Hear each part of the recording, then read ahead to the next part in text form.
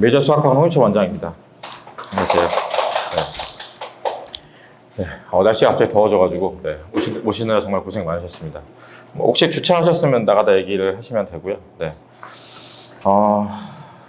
제가 설명이 하면 되게 길거든요. 처음엔 되게 긴장해서 막 헛소리 하다가 점점 길어지는데 오늘은 그래도 되도록 좀 간결하고 짧게. 근데 할 얘기가 좀 많긴 해서 일단 차분하게 말씀드리고, 학년이 어떻게 되시나요? 보통 중등과정 하시나요? 고등과정 나가는 학생도 있나요?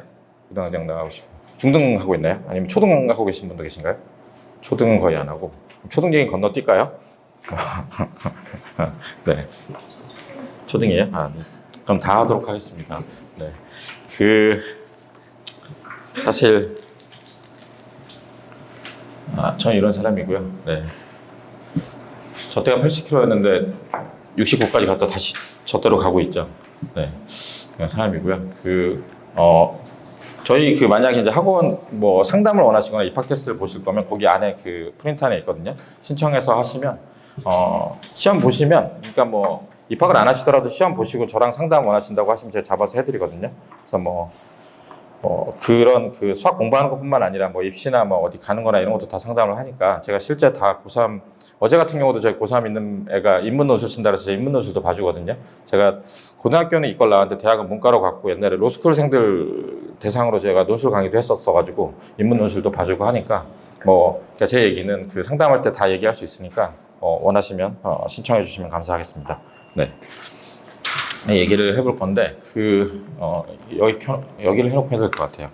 이 선행을 하죠, 되게 슬프게도. 그죠? 네, 선행을 많이들 하는데, 그러니까 왜 할까를 생각하면 다 아실 거라고 생각을 하는데, 이제 되게 비극이죠. 동북아시아에 있는 한중일 세 나라의 이제 시험 같은 경우, 수학 같은 경우는 사실 이제 선행 학습을 한 애들이 이제 시험을 잘 보게 돼요.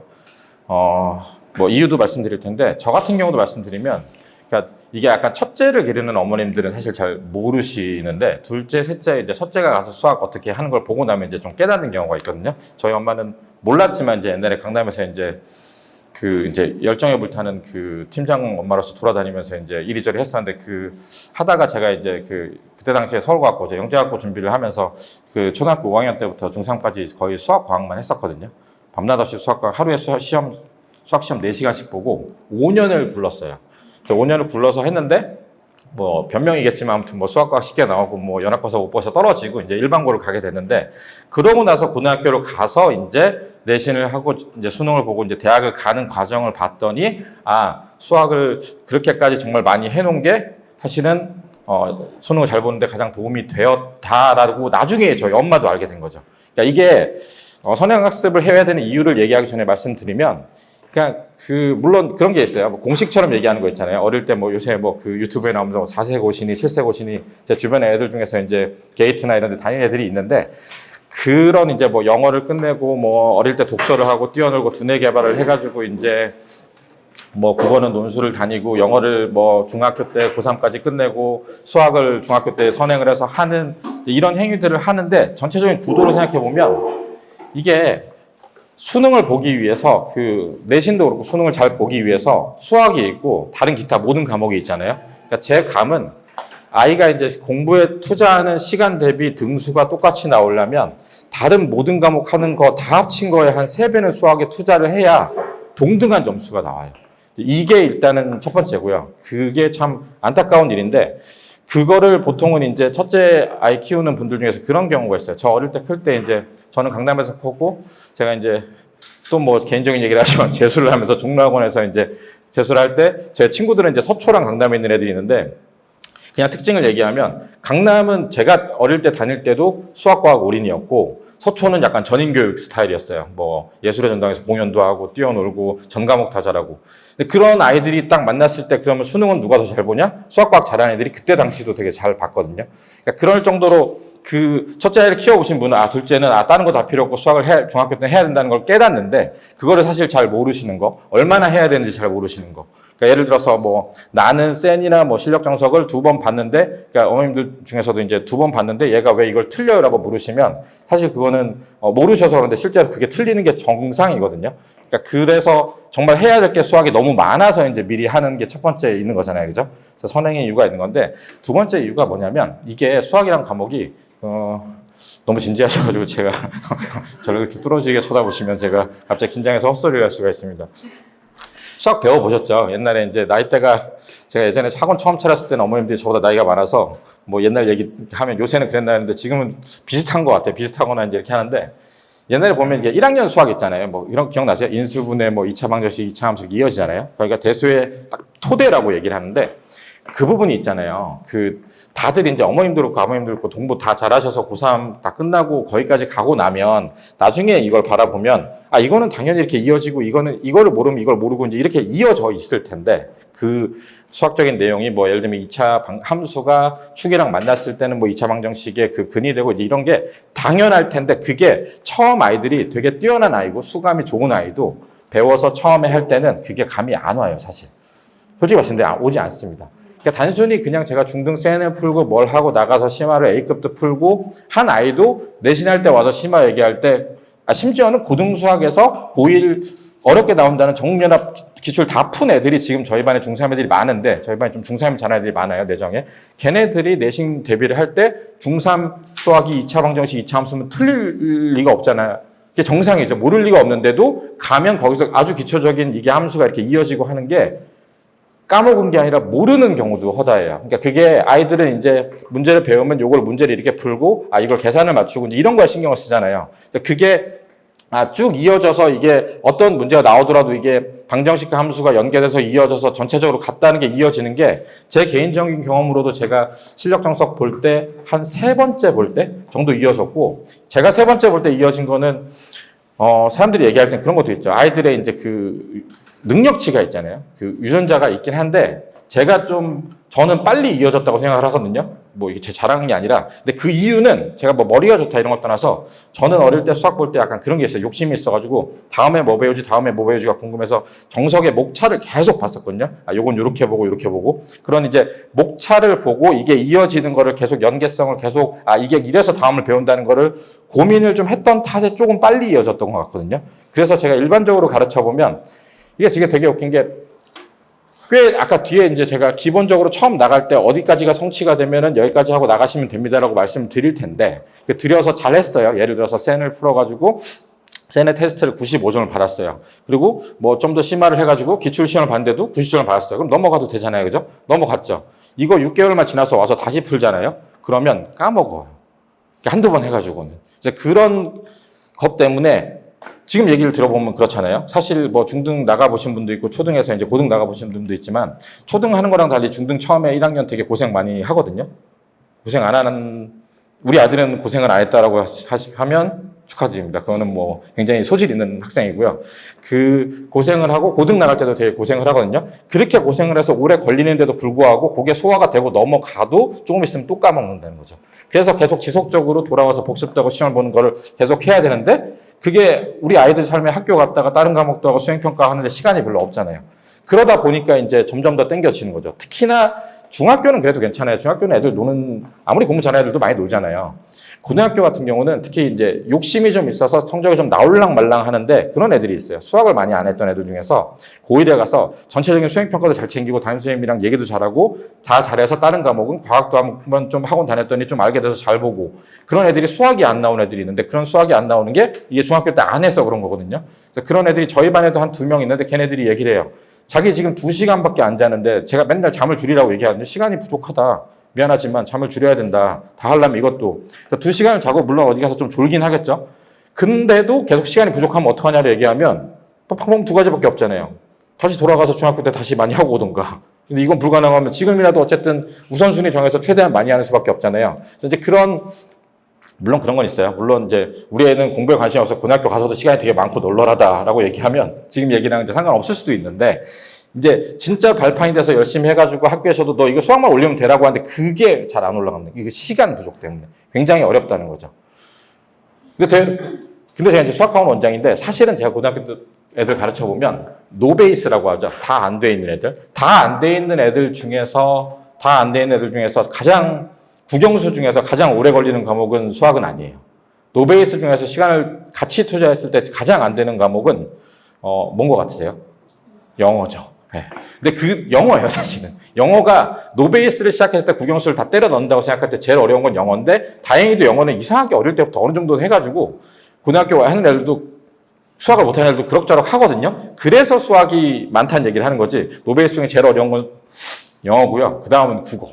국어, 뭐 그런 얘기 있잖아요. 강남에 집을 팔아도 국어는 안 된다는 얘기가 있잖아요. 국어. 그 수학이 때려 넣으면 되는데 그 때려 넣는 그 절대 시간이 너무 많기 때문에 그 제가 때려 넣어본 적이 있는데 때려 넣는 건 뭐냐면 학교 다 무시하고 내신 다 무시하고 그냥 저와 매일 와가지고 한 2년 때려 넣으면 되기는 하거든요. 조금 소질 있는 애들은 1년을 때려 넣어도 되기도 해요. 뭐 제가 경험이 있어서 하는 얘기인데 옛날에 야구하다 돌아와서 고3 때 와가지고 센 A단계부터 해가지고 1등을 받은 적이 있는데 근데 그런 거는 이제 학교 다 무시하고 1년 동안 재수생처럼 지낸 거고 그래서 그런 거로 아까 말씀드렸듯이 너무 시간이 없으니까 고등학교 때 그럼 고등학교 때 시간이 없으면 예를 들어서 고등학교 시험을 보기 위해서는 예를 들어서 센을 다 소화하고 고등학교 물론 소화라는 게 뭐 저처럼 이렇게 강사가 보는 눈으로 모든 거를 소화할 수 있으면 가서 시험 잘 보겠지만 그러기 어렵잖아요. 그냥 단순히 그 문제를 맞추는 걸로 할 때 심화까지 다 소화하고 시험을 보려면 시간이 엄청 많이 걸리기 때문에 그래서 미안한 얘기지만 그런 마지막에 시험 보는 연습하기 전 단계는 중학교 때 해야 되고 그러다 보면 중학교 때 내신도 있다 보니까 그거를 복습하고 내신도 같이 하다 보면 우리는 저희가 이제 이 자리에 서가지고 어떻게 해야 되는지 고민하게 되는 그게 제가 선행을 해야 되는 이유라고 생각을 하고요. 그런 저런 얘기 때문에 이 자리에 섰고 중학교 같은 경우는 중학교 시험은 중간고사는 뭐 아시겠지만 쉬웠습니다. 네, 저는 이렇게까지 쉽게 나올지 모르는데 순회내정 뭐 주변 다 중학교는 되게 다 시험이 쉽게 나왔고요. 기말은 어렵게 나왔기를 기대하지만 아닐 수도 있고요. 근데 고등학교 시험도 좀 쉽게 나왔어요. 이게 2018년도에 교과과정 개정된 다음에 EBS 고난도를 필두로 해서 점점 더 문제가 어려워서 극단으로 치달아서 작년 같은 경우가 진짜 최악으로 어려웠거든요. 막 그 야탑이랑 분당고 뭐 한솔도 어렵고 야탑, 분당고, 서현 같은 경우는 작년에 그 1등급 컷이 70점대 중반 막 이렇게 나올 정도로 1등급 컷이면 전교 8등이에요. 전교 8등이 73점 받고 막 이런 시험들을 냈어요. 그랬는데 이제 올해 딱 교과가 좀 바뀌었잖아요. 그래서 제가 바뀌면서 아마 시험이 5등급제가 되니까 좀 쉽게 나올 거다라고 얘기를 했는데 역시 부교재를 좀 쉽게 나오더니 전체적으로 학교들이 중앙도 좀 쉽게 나오고 전체적으로 다 쉽게 나왔다는 거. 그래서 이제 그리고 그런 게 있어요. 나중에 얘기를 하겠지만 부교재가 처음 교과과정이 바뀌면 첫 해, 둘째 해는 부교재에서 굉장히 많이 내고요. 이제 그런 문제풀이 좀 떨어져 가잖아요. 그럼 이제 점점 더 다른 데로 가거든요. 교과과정이 한 텀이 7년이에요. 그죠? 그러니까 처음에 쭉 내다가 흐려지기 시작해서 다른 문제를 내면서 극단으로 어려워지다가 딱 바뀌면 또 새 출발하고 이렇게 되거든요. 그 새 출발 학년이 지금 고1이라고 생각하시면 되고요. 그런 거를 이제 알고 계시고 시작을 하시면 되겠습니다. 제가, 초등 얘기는 안 해도 되나요? 초등을 지금 하고 계신 분 있다고 하셨죠? 네.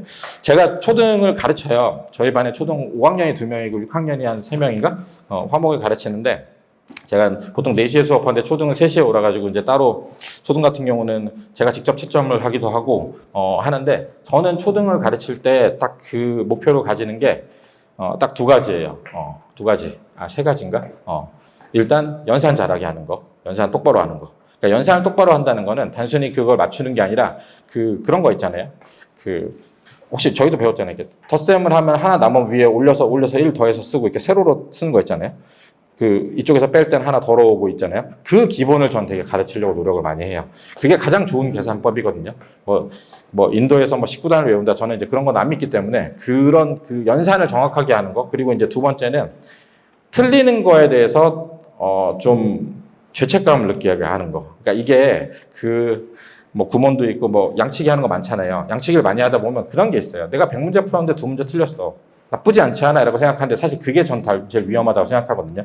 틀린 거를 안타깝게 하고 틀린 걸 안 틀려고 해야 점수가 만점에 가까워지고 그게 사실 상위권으로 가는 길이거든요. 그래서 그 틀린 거에 대해서 민감하게 되는 거가 일단 또 목표고요. 근데 틀린 거에 대해서 민감하게 되려면 숙제를 했을 때 틀리는 건 어쩔 수 없잖아요. 알려주고 복습을 하고 이러기 때문에 초등 같은 경우는 요거 있어요. 기동적 기본은 저는 이렇게 나거든요. 요거 하고 나가는데 바로 C 가능한 애들은 C도 해요. 안 되면 B를 하고 나중에 복습을 하는데 시험은 요 기본 운영 합병판에 그런 게 있어요. 이름이 뭐더라? 단원 마무리인가? 이게 어느 게 뭔지 모르겠는데 요 두 개가 하나가 단원 마무리가 있고 뭐 학업 석지도 평가가 있습니다. 그거를 20문제 정도 되거든요. 그거를 해서 초등 같은 경우도 1시간씩 항상 시험을 보고 채점하고 오답하고. 그래서 이제 초등을 제가 목표로 하는 거는 연산 잘하게 하는 거랑 연산 똑바로 그다음에 틀리지 않게 하려는 거. 틀리면 큰일 난다는 생각을 주입하려는 거랑 세 번째는 저 시험 보는 연습을 시키는 거. 일단 그게 제일 목표고요. 심화 교재를 초등은 웬만하면 하진 않습니다. 만약에 그냥 했는데 디딤돌이랑 쌤이 주르르르 풀리고 다 맞는 아이면 저는 그냥 6학년 2학기까지 끝내고 바로 중등 갑니다. 중등 가서 다시 설명한다고 생각을 하고요. 사고력이나 뭐 최상이나 이런 거는 원하시면 가르쳐 드리긴 하는데 보통 권하진 않아요. 이유는 그 초등의 최상위 책이랑 사고력 책을 보면 제가 옛날에 한 10년 전에 여기서 그 U2M 처음 분당 들어올 때 제가 여기서 했었거든요. 그래서 그때 설명회 할 때 제가 사고력 수학도 가르쳤었는데 가르치려고 했었는데 제가 그 6개월 만에 접었어요. 이게 도움이 별로 안 돼요. 그러니까 최상위나 이런 책들이 전부 다 중등에 있는 수학 내용 가져온 거고 거기에 있는 활용이고 그러면 그 초등애들 내용 이해를 못 하거든요. 그래서 띄워놓고 내용 설명부터 해요. 내용은 뭐 이렇고 그렇고 그래서 식을 세우면 이렇고 그 한 문제 푸는데 한 3, 40분 걸리거든요. 그럼 그러고 나서 이제 애들이 들으면 지가 다시 한번 풀어보죠. 그거 그 1차 방정식 활용 1-1에 있는 문제, 센에 있는 80문제 중에서 그냥 한 문제 정도 된 거잖아요. 그거 하나 이해한다고 시간을 가서 4, 50분을 쓴다는 게 사실 저는 이해가 잘 안 가거든요. 그래서 사고력도 별로 진짜 아이들이 거의 친구들이 많고 재밌어 한다. 얘가 영재인 것 같다. 뭐 그러면 하는데 저는 그거보다는 최대한도로 여기 그러니까 센 BC 정도를 빨리 소화를 시키고 부족하면 거기를 다시 풀어서 복습을 시켜서 90% 이상 성취도가 나오면 쭉 지나가서 여기는 중등을 하길 권하고요. 여기는 중등, 고등은 제가 아까 말씀드렸듯이 하고 뒤에 거 하면서도 앞에 복습을 계속 해야 되거든요. 여기는 연산이 특별히 부족한 아이 아니면 안 하셔도 돼요. 연산이 부족하면 제가 권하는 거는 기저계산법이나 중등의 센 연산이나 이제 이런 거를 이제 매일 한 장씩 풀리는데 그거는 이제 어머님들한테 제가 좀 요청드려요. 집에서 한 장씩 풀려 오시면 제가 채점해 준다. 이제 그렇게 한다는 거고요. 그래서 최상위보다는 저는 이 기본 여기 특히 센 C가 생각보다 어렵거든요. 여기만 잘 소화시키고 연산을 하시고 우리 아이가 어릴 때 뭐 수학이랑 별로 수랑 별로 안 친했다. 뭐 해외에서 거주해서 연산 연습을 안 한 것 같다라고 하시면 그거는 따로 너락을 하기 위해서 뭐 기저계산법이나 구문이나 이런 걸 하시는 건 권해요. 그 이유는 뭐냐면 그 중등에 갔을 때 어차피 1-1의 정수와 유리수, 덧셈, 뺄셈, 곱셈, 나눗셈 나오면 다 연산을 하는데 이게 그런 게 있어요. 아이들도 사람이기 때문에 내가 어릴 때 한국에 있는 애들이 미친 듯이 수학을 한다는데 사실 미친 듯이 하지 않아요. 초등은 해봐야 하루에 뭐 기껏해 1시간도 안 하는데 그걸 안 한 채로 있으면 심리적으로 되게 불안해요. 나는 옛날에 그게 비워서 못해. 이게 계속 가면 결국 수학 싫어하고 안 하게 되거든요. 그래서 그런 거를 메꾸려면 너는 와서 이거를 나랑 하루에 하나씩 하면 되라고 해서 안심시켜주는 것도 좀 필요할 수 있다. 그 정도가 제가 초등에 대해서 말씀드릴 수 있는 거고요. 초등과정 연산은 그러니까 이 양치기 많이 해서 틀린 거에 대해서 무뎌진 경우나 아예 이제 연산 연습이 부족하게 되면 첫 번째 권하는 거는 이 비단계를 복습시키는 게 중요한 것 같고요. 이게 부족하다 그러면 연산 문제집 있잖아요. 센 연산이나 아니면 기저계산법. 근데 이도 저도 해서 아주 연산이 부족하진 않은데 약간 느린 것 같다라고 얘기하면 저는 중1-1 가서 여기 정수와 유리수, 덧셈, 뺄셈, 곱셈, 나눗셈 있잖아요. 처음에 최대 공약수, 최종 공배수 다음에 거기를 좀 오랫동안 많이 연습을 시키면 좀 도움이 되긴 해요. 거기서 이항하고 나누고 더하고 빼고 연습을 계속 할 수 있거든요. 거기가 진짜 애들이 하기 싫어하는데 거기를 좀 달래고 얼러가지고 거기를 좀 연습을 많이 시키면 연산이 좀 나아지거든요. 그래서 거기가 아마 수학의 좀 토대가 되지 않을까. 여기 다 나오거든요. 1-1에 처음부터 물론 1-1이 1 더하기 1이 2가 이런 걸 배우진 않지만 그 연산을 하는 거에 대부분 기본은 처음부터 다시 다 배우니까 여기서 해결을 하시면 좋을 것 같다. 라는 얘기를 드리고 싶습니다. 초등은 아무튼 그렇고요. 그리고 저는 보통 이제 중등으로 넘어가는데 아까 말씀드렸듯이 사고력은 별로 중등 수학을 빠르게 전환하는 게 좋을 것 같긴 해요. 물론 우리 아들이 초3이다. 근데 그럼 중등으로 하기도 하더라고요. 네, 저희 반에 중3 여자아이는 저도 그거 가능한지 모르겠는데 고등 수학을 너 언제 했길래 까먹은 거야? 라고 했더니 초3 때 했어요. 라고 얘기를 해서 야 진짜 세월이 빠르구나. 제가 실력 정석 고등 거 시작한 게 초5거든요. 저도 되게 빨랐다고 생각을 했는데 전 저보다 훨씬 한 이제 2년이 빨라졌을 줄은 상상을 못했어요. 그래서 이게 세월이 되게 무섭군요. 초3이 가능한가 싶기도 하고요. 예. 제 아들이 0살인데 지금부터 10년 뒤에 고등수학을 풀 것 같지 않은데 어렵습니다. 예. 중등 과정이고요. 너무 더운데 에어컨 좀 켜도 되나요? 항상 원래 영상 찍는데 소리 안 좋아서 안 켜는데 영상보다도 여기가 더 중요하니까 중등 과정이고요. 그러니까 제가 말씀드린 게 처음 시작하는 거, 좀 힘들었을 때 어떻게 하는 거, 그 다음 이제 복습을 하는 거, 그 다음에 심화책은 어떻게 풀고, 그럼 결국은 이제 가서 기출시험 봐가지고 시험 대비는 어떻게 하고, 그 다음에 중간중간 뒤에 나갔을 때 앞에 복습하고 이제 이런 얘기를 드릴 거거든요. 중등은 그냥 제가 이게 개념수 유형설 써놓은 이유는 그러니까 아무거나 사실 하셔도 돼요. 저희 학원은 사실 뭐 어머님도 원하시거나 애들 원하는 책 있으면 그냥 그걸로 하긴 하는데 일반적으로 보통 호불호가 없으면 제가 쓰는 책이에요. 이거는 그냥 저는 개념 원리랑 센을 처음에 이제 나가는 걸로 하고요. 근데 이게 중등이 애들 가르쳐 보시면 아시겠지만 1-1, 1-2, 2-2가 다 애들이 배울 때 처음 난이도가 다 달라요. 초등에서 처음 1-1 갈 때가 제일 힘들어 하고요. 사실은. 그러니까 적응이 잘 안 돼가지고 일단은 초등보다 문제수도 많고 어렵고 오래 걸리고 애들이 지치기도 하고요. 그래서 이제 일부 학원 같은 경우는 이제 그거를 저 책을 다 안 하고 발췌해서 이제 그걸 알려주고 넘어가기도 하거든요. 근데 이제 발췌해서 넘어가서 하면 그거 자체가 성취가 이제 아이들이 좀 머리가 좋고 하면 넘어가긴 하는데 그러면 사실 솔직히 저는 좀 별론 게 연습이 안 되고 많이 푸는 연습도 안 될 뿐더러 본인이 이제 그 자체가 기억에 잘 남지도 않아서 좀 저는 힘들더라도 한 문제도 안 빼고 다 풀리는 편이고요. 처음 나갈 때 이제 처음으로 아까 초등 같은 경우는 제가 초등은 그냥 책에 풀리거든요. 초등을 노트에 쓰는 거는 되게 비효율적이더라고요. 그래서 중등과 할 때부터 노트에다가 식 세우고 이항하고 계산하는 연습을 좀 시키려고 노력을 하고요. 남자애들 같은 경우는 이제 이렇게 선 거의 쓰면 요 칸에다가 안 쓰죠, 그죠? 아시죠? 이 산을 가는데 이게 계산이 일로 가요, 그죠? 일로 가고 이제 이렇게 하는데 이게 잔소리를 저도 하고 맨날 숙제 검사하고 보는데 하루아침에 고쳐지는 건 아니라서 이거는 지속적으로 계속 잔소리를 해야 돼요. 저같이 원래 지치지 않고 잔소리를 잘하는 사람이 그냥 매번 볼 때마다 얘기하고 달래고 얼렸다 화도 냈다가 해서 하면 또 아이도 나이가 들어가면서 따라서 이제 이게 글씨가 너무 크면 좀 없어 보이니까 좀 줄어들기도 하고 이제 들어가기도 하거든요. 그래서 제가 글씨 줄어들라는 잔소리는 안 하고 이렇게 휘지 않고 좀 똑바로 써라라고 잔소리를 해가지고 그걸 좀 맞춰가는 편이고요. 도형 같은 경우는 그리라고 해도 안 그리는 경우가 있죠. 제가 열받으면 도형 안 그리고 풀어오면 이제 노트를 찢어버리는 경우도 있는데 도형을 중등 때 그리는 연습을 시키는 이유는 고등학교 때 나오는 도형 문제는 도형 그림이 안 주어져요. 그럼 본인이 가서 그 문제를 보고 그려야 되거든요. 근데 그게 중등의 연습이 안 되면 잘 못하고요. 그래서 중등에서 이 도형 연습할 때 또 되게 꼼꼼한 여자애들이나 이런 애들은 자를 대고 그리잖아요. 그럼 그 자도 뺏으시면 돼요. 고등학교 가서 그 자를 대고 그려가지고 문제를 풀 시간은 없거든요. 본인이 자를 안 대고 그렸을 때 말로 되어 있는 걸 구현하는 게 연습이 돼 있어야 가서 나중에 도형 문제를 풀 수 있거든요. 그래서 그것도 자로 그리는 것도 아니고 그냥 자기 손으로 처음엔 안 이쁘더라도 좀 크게 그리는 연습을 하면 괜찮아요. 작게 그리면 사실 문제가 다 잘 안 보이거든요. 저 같은 경우도 문제 너무 작으면 저는 사실 노안이라서 그렇지만 잘 안 보여서 크게 그리는 걸 얘기를 하고요. 이건 아이들마다 이제 틀려요. 처음 나갈 때 그런 게 있어요. 어떤 아이들은 내용 설명을 듣고 그냥 풀면 필수예제 정도는 풀 수 있고 풀 수 있는 애들이 있어요. 그 아이들은 풀고 모르는 걸 알려주는데 어떤 아이들은 내용을 들어도 필수예제 처음에 어떻게 푸는지 모르면 못 푸는 아이들이 있잖아요. 그래서 그런 경우 같은 경우는 개념 원리에 보면 이 필수예제가 있고 유제가 필수예제, 유제 있잖아요. 그래서 그런 건 필수예제 한 8개를 풀어주고 아이가 본인이 푸는 걸 하고 나서 다시 한번 풀어보라 그러고 뒤에를 풀면 좀 나아지긴 해요. 그러니까 제가 얘기하고 드린 건 아이들마다 러닝 커브랑 받아들이는 스타일이 다르기 때문에 그거를 쟤는 그냥 그렇게 쭉 푸는데 너는 왜 못 풀어? 이렇게 얘기할 수는 없다는 거죠. 어떻게 보면 하나씩 푸는 걸 알려줬을 때 받아들였던 아이가 나중에 더 기억이 오래가고 잘하기도 하거든요. 그래서 그런 거는 너무 스트레스 받지 마시고 일단은 처음에는 다 모르면 알려주고 그 안에서 다시 연습을 시킨다는 생각으로 시작하시는 게 제일 중요할 것 같아요.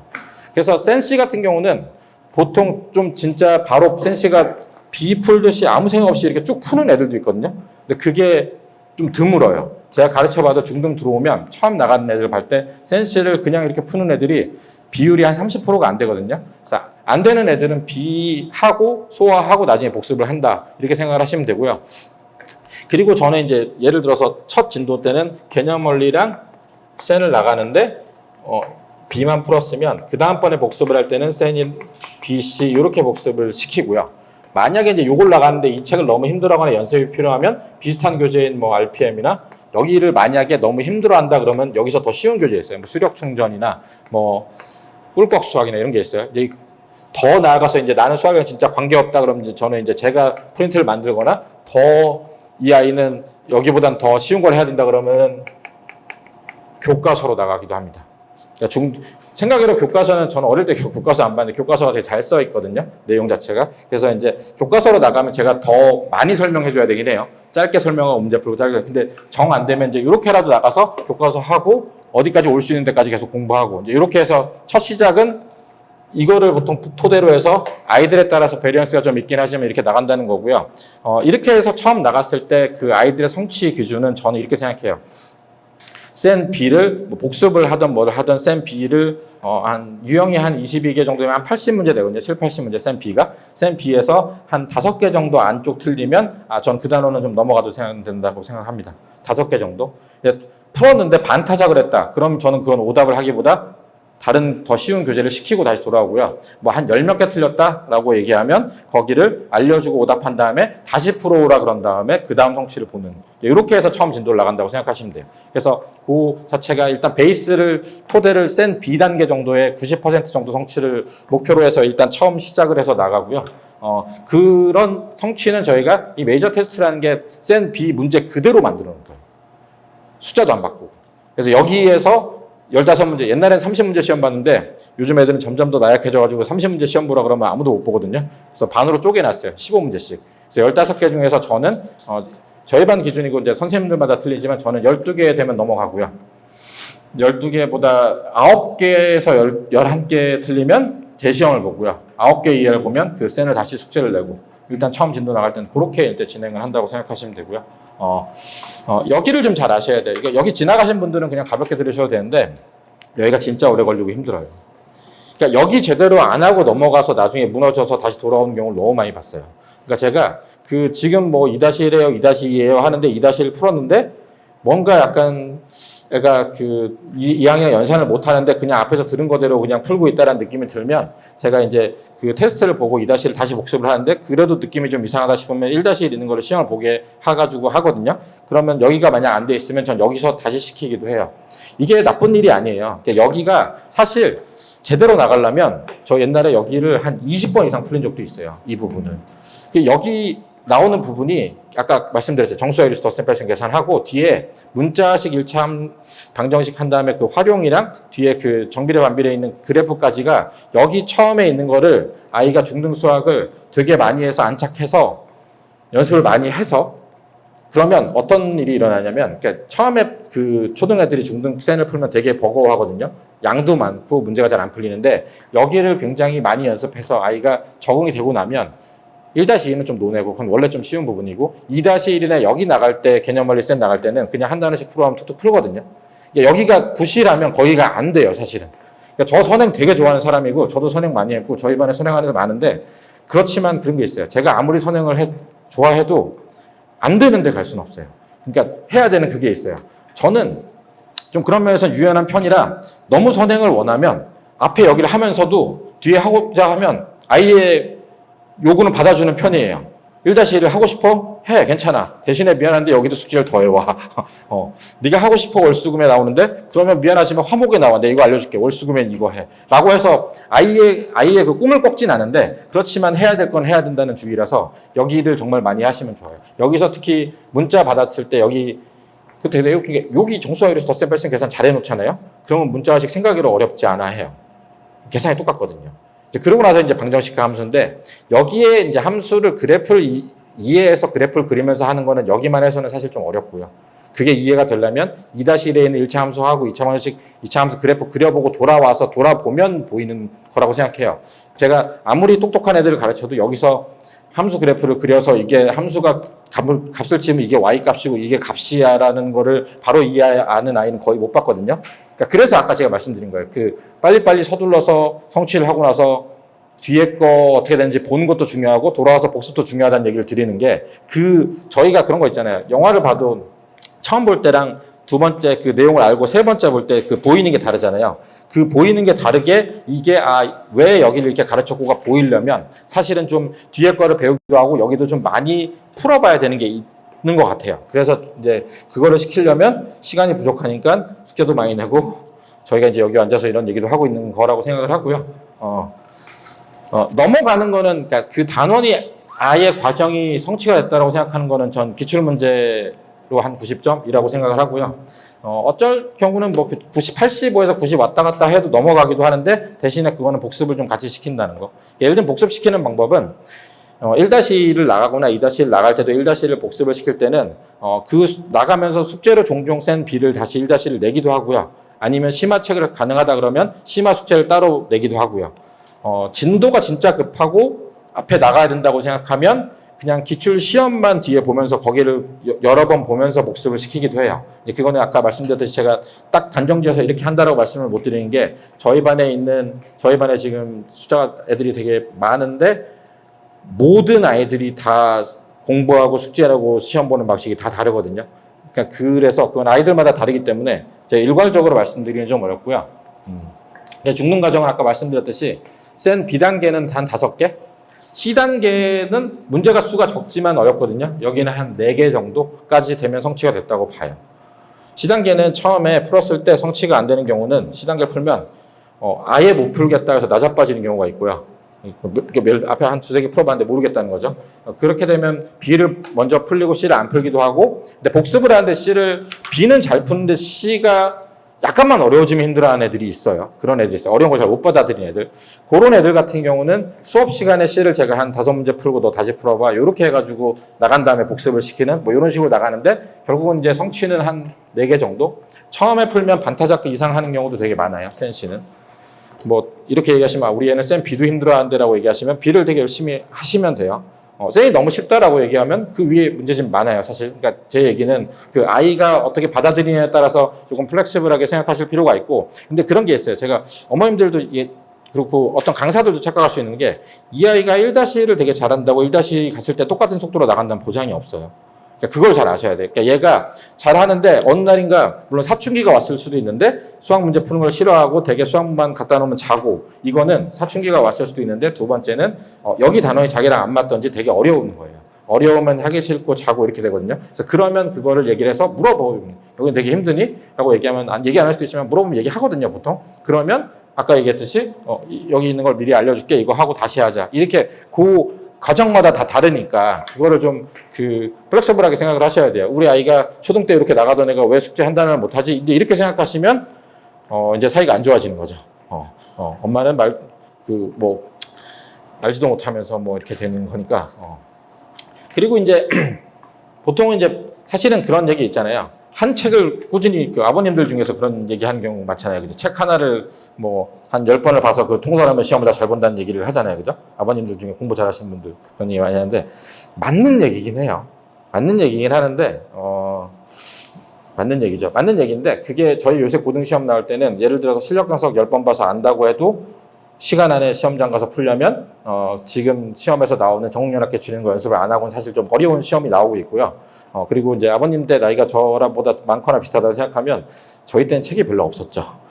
그래서 정석 하나만 계속 봤지만 그 뒤로 이제 사실은 어떻게 보면 이런 거죠. 예를 들어서 한 책을 여러 번 보는 거, 복습을 한 3번까지는 괜찮은데 저는 뭐 10번을 보는 것보다는 조금 더 문제수를 적은데 어려운 걸 풀다든지 베리언스를 두는 게 더 낫다고 생각해요. 그러니까 같은 걸 풀어도 예를 들어서 이거 10번 푸는 것보다 이거 5번 풀고 이거 3번 푸는 게 더 나을 거거든요, 아마. 그래서 그런 거는 예전과 다르게 좀 전략적으로 생각해 볼 수도 있다. 그래서 센을 하는데 RPM이나 수학게임 고등권 제가 써놓은 건데 많이들 안 쓰죠. 요건 비슷한 책이고요. 저는 보통 블랙라벨 A급 많이 써요. 심화서는.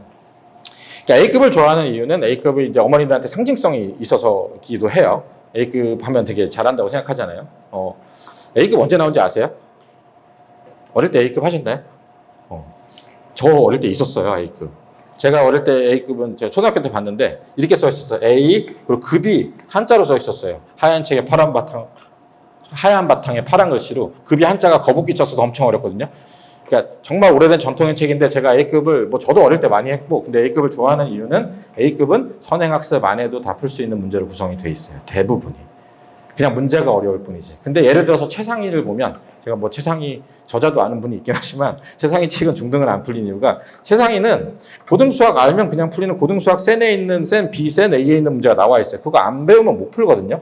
그러니까 그거 안 배운 거를 왜 너 못 푸냐고 얘기를 하고 앞에서 알려줘봐야 그게 의미가 없잖아요. 그래서 보통 A급을 저는 많이 쓰고요. 블랙라벨 쓰는 이유는, 블랙라벨은 처음 블랙라벨의 모든 취지의 문제는 이런 걸로 구성됐어요. 저거 만들 때 강남이나 이런데 기출 문제나 경찰대나 뭐 고등은 경찰대나 이런 거고, 중등 같은 경우는 강남의 주요 학교, 전국에 있는 좀 빡센 학교들 기출 문제들 가지고 베이스로 만들었어요. 그러니까 이게 되게 틀린 게, 이거는 최상위처럼 선행을 안 해도 풀 수 있는데 기출이라서 좀 까다로운 복잡한 게 들어있고 그래서 여기가 보통 이 동네에 있는 학교들에서 좀 어려운 문제를 내려고 할 때 베이스가 여기인 경우가 되게 많아요. 그래서 학교 시험용이고 이거는 수학 실력용이고 이렇게 생각을 하시면 되고 보통 그래서 좀 이 두 책까지 하는 걸 심화로 생각을 하고요. 여기서 만약에 더 풀고 싶다 그러면 뭐 여러 가지 많잖아요. 수학의 심, 뭐 개념 유형 탐, 뭐 다 있는데 그거보다는 저는 차라리 강남에 있는 기출문제를 시간 나서 보는 게 강남에 있는 기출문제를 예를 들어서 강남에 있는 기출문제를 한 15학교에 있는 거 강남 거를 한 2개년 봐서 한 30개 정도를 소화하잖아요. 그러면 여기 어려운 문제, 여기 어려운 문제, 아까 지난 문제집에 있는 어려운 문제가 대부분 다 있어요, 사실은. 그래서 그렇게 연습을 하기도 한다라고 생각을 하시면 되고요. 목표는 항상 기출모의고사 본인 학교 한 -2 정도인데 제가 볼 때 뭐 난이도 등락폭이 있긴 하지만 등락폭이 좀 작으면서 가장 그나마 분당 강남에서 그냥 그 아이들이 볼 때 가장 무난하게 저희가 괜찮다라고 보는 난이도는 내정중이거든요. 물론 그게 다른 중학교에서 볼 때는 좀 어려울 수 있는데 저는 이제 그 정도 내정중 기출 정도로 하는 정도 성취를 하고 고등을 갔을 때 좀 무난하게 하는 것 같아서 순회중은 워낙 널뛰거든요, 난이도가. 어려운 문제도 많고 그래서 내정중 기출 정도로 한 90점 정도가 저는 중등에서 할 수 있는 그 성취의 기본이 되지 않나라고 생각을 많이 하고 있어요. 제가 지난 15년 동안 여기서 내정, 순회, 분당 중학교 모든 기출들을 가서 항상 보잖아요, 그죠? 그냥 난이도를 보면 항상 계속 비슷한 게 내정중이 가장 일정해요. 내정중이 일정하고 순회가 문제가 좋긴 한데 문제가 순회는 너무 난이도가 널뛰기 때문에 이 해 문제가 어려웠어라고 제가 기억을 할 리가 없잖아요, 그죠? 그래서 보고 나서 애들이 틀리고 말죠. 아, 이게 어려웠었어라고 얘기를 하는데 그런 것보다는 기준을 이렇게 잡으시면 되고요. 아까 말씀드렸듯이 이렇게 해서 1-1 나오고 1-2 나오고 2-1 나가고 하더라도 항상 돌아보셔야 된다는 거.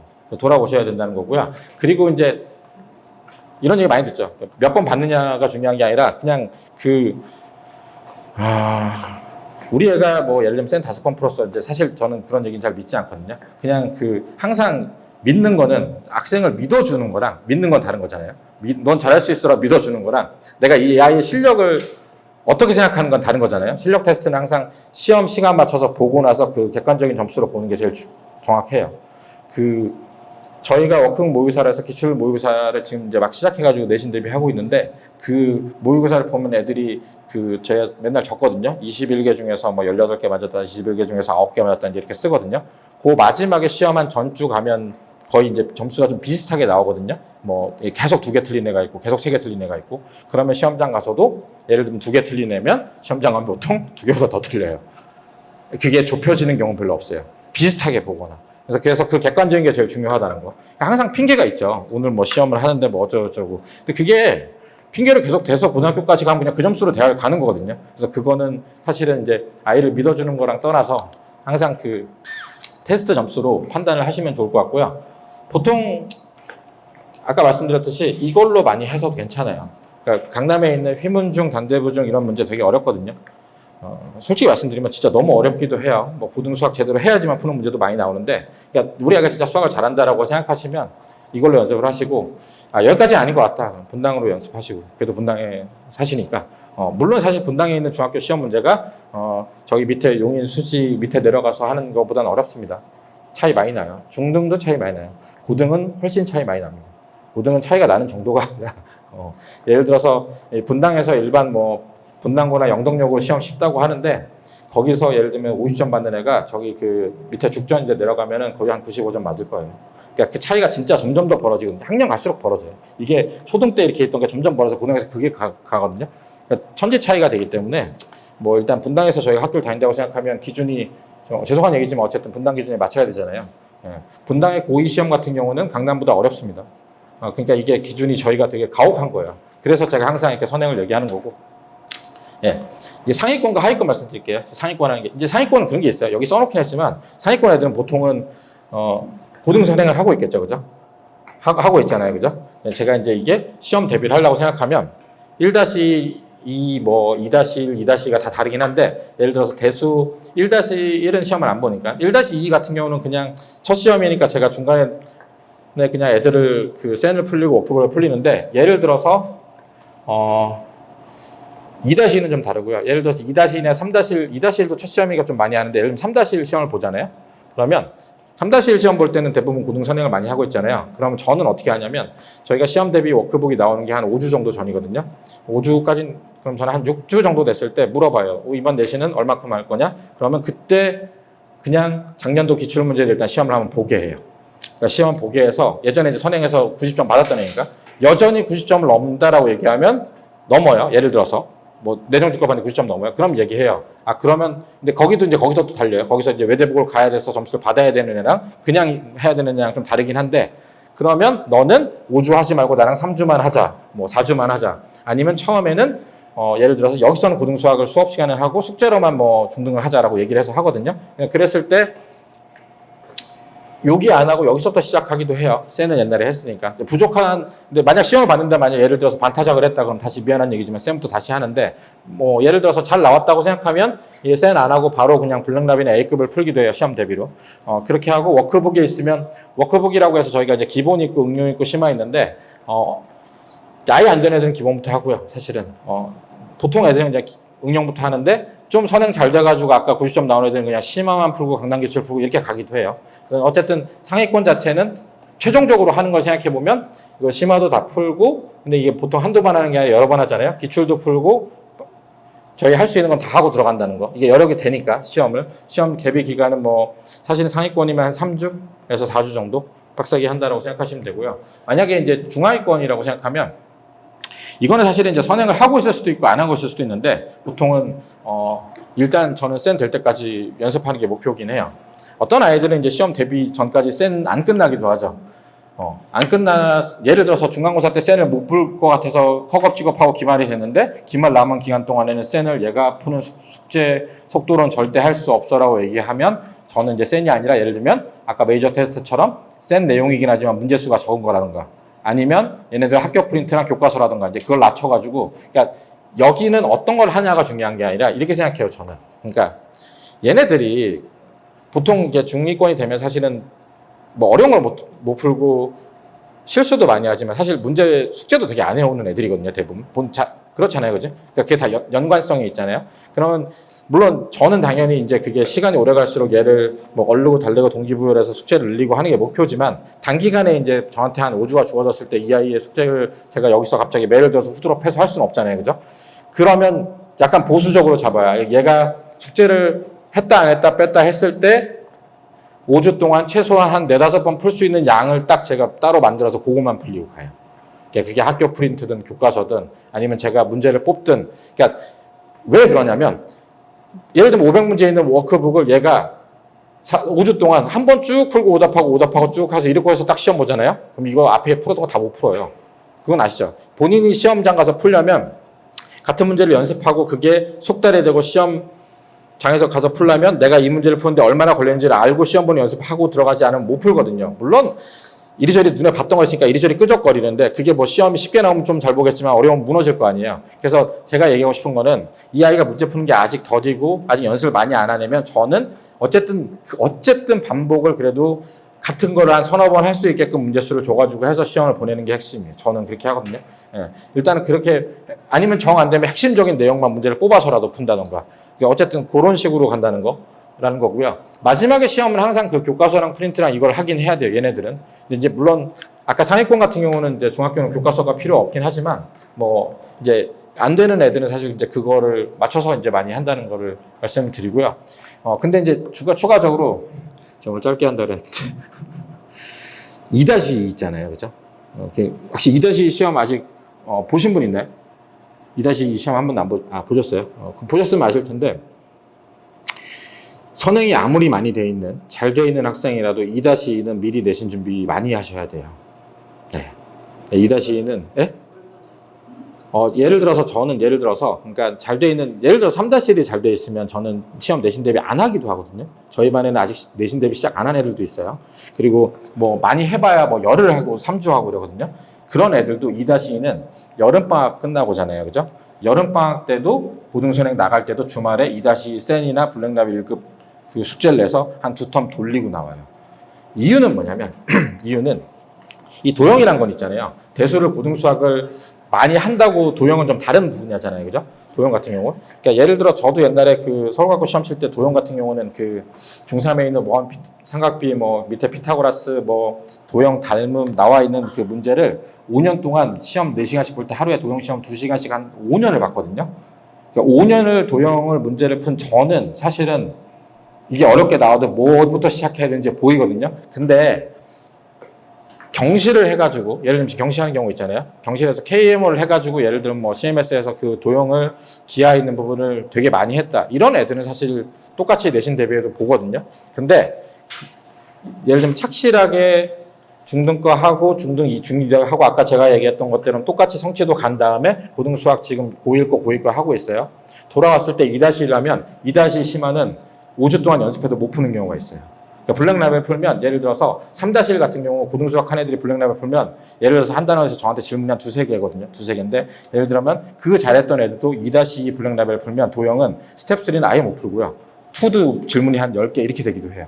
그럼 그걸 제가 당연히 알려주고 다시 복습을 하지만 그 상태에서 5주를 준비해서는 만약 시험장 갔을 때는 어려운 문제 나오면 당황하고요. 그 못 풀고 쉬운 문제도 틀리고 해서 무너지는 경우가 있어요.